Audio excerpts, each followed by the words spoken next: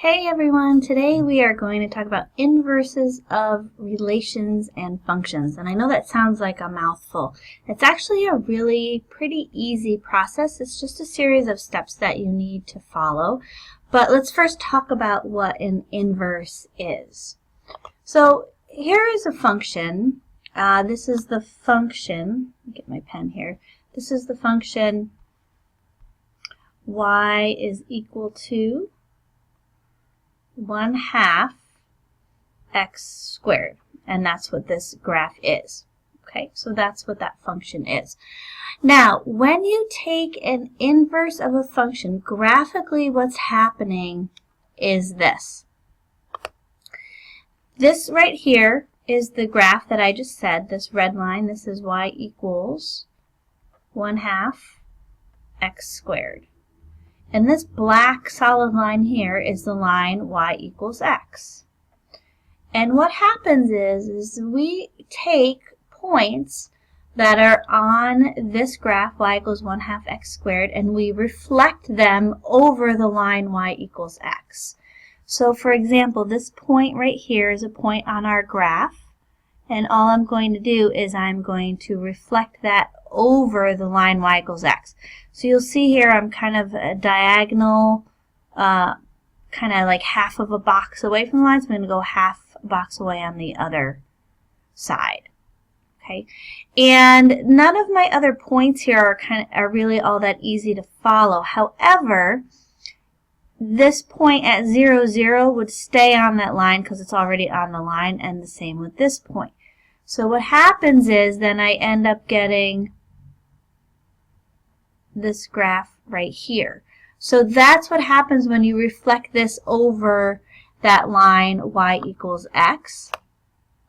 And this is what it ends up looking like. So this blue line here is the reflection over the line y equals x. And this particular graph right here has its own equation. And the equation of this is y is equal to the square root of 2x, and this was y is equal to 1/2 x squared. And so if you just think about it, and I'll show you the math behind how we do it in a minute, but think of the two different things that you see here. You have x squared, and then you have square root. So kind of the opposite of squaring something is taking the square root of it, right? The opposite of 1/2 is 2. And when I say opposite, I don't mean that in a mathematical term. Just kind of think of, well, what would sort of undo 1/2? Well, that would be multiplying by 2, right? What would undo squaring something? That would be taking the square root of something.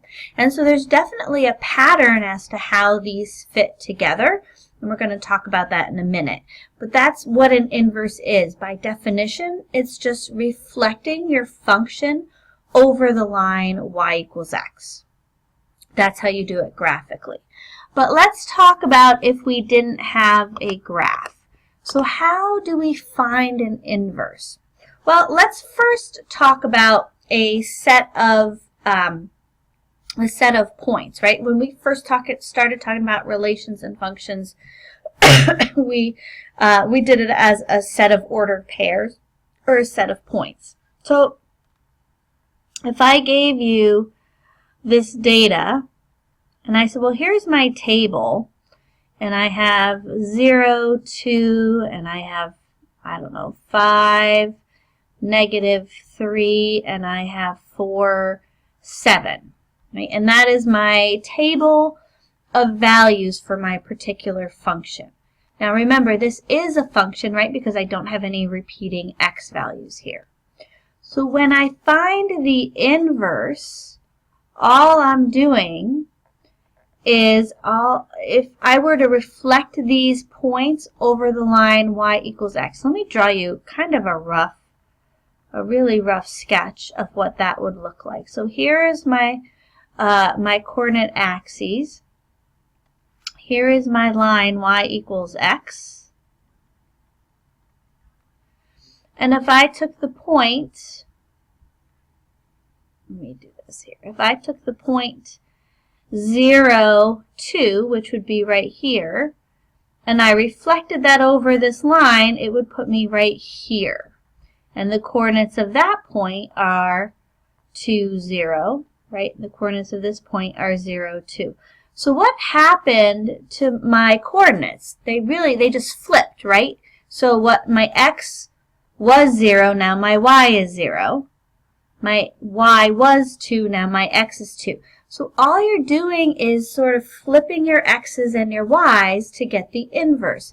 So if I were to write the inverse of this, I would end up with simply just flipping these. So I have 2, 0, negative 3, 5, and 7, 4.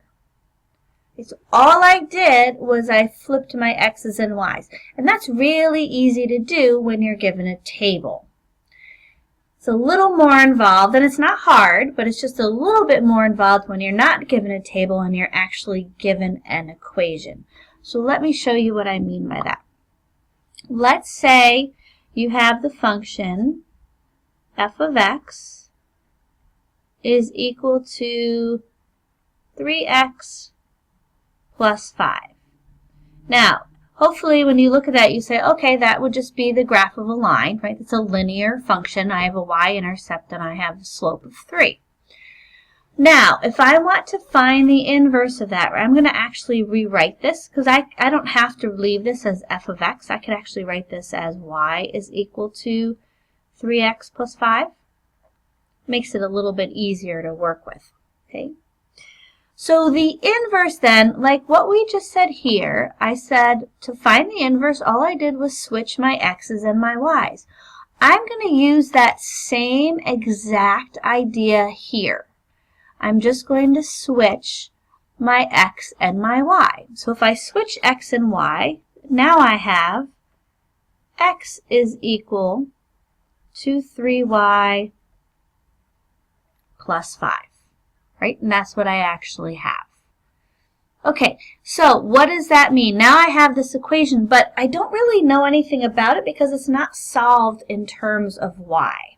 So that's what I want to do next. So step 1, we said, was to switch x and y. So step 1 is switch x and y. Switch x and y.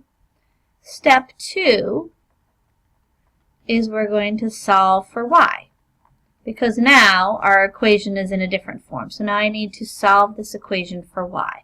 Well, I just need to get y by itself. So I'm going to subtract 5 from both sides. Oops, subtract 5, and I end up with x minus 5 is equal to 3y. And now I'm going to divide everything by 3.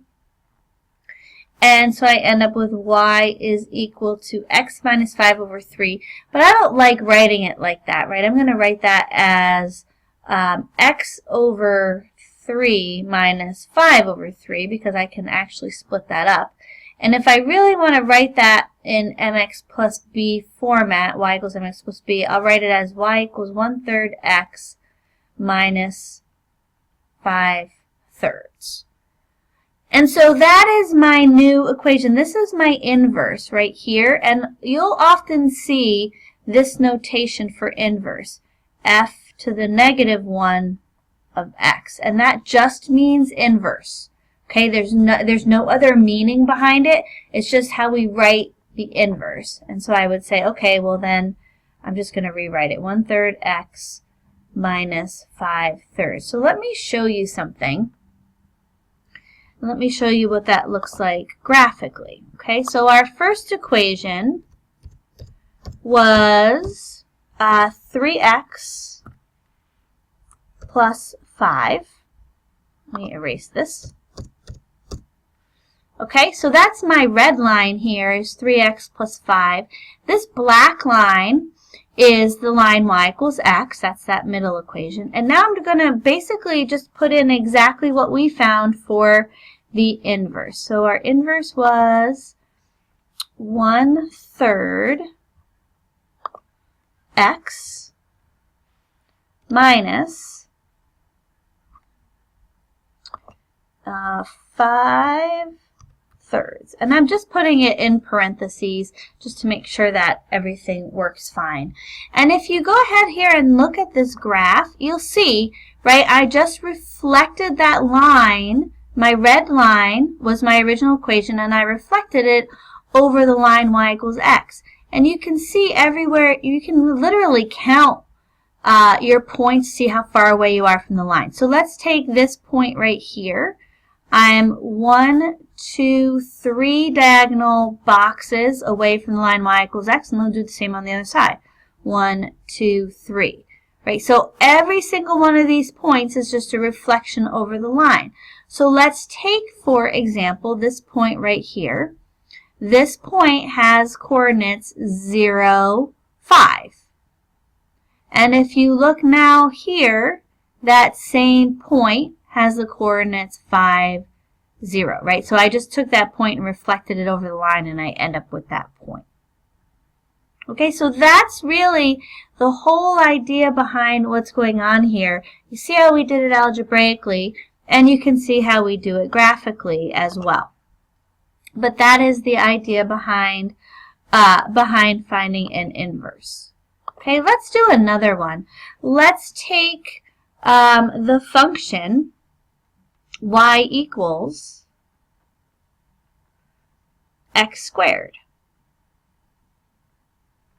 So our first step, remember, and if we were to graph this, right, I'd have 0, I have 1, 1, I have 2, 4, and then I have 3, 9, right? So this would be my graph. That would just be half of it, right?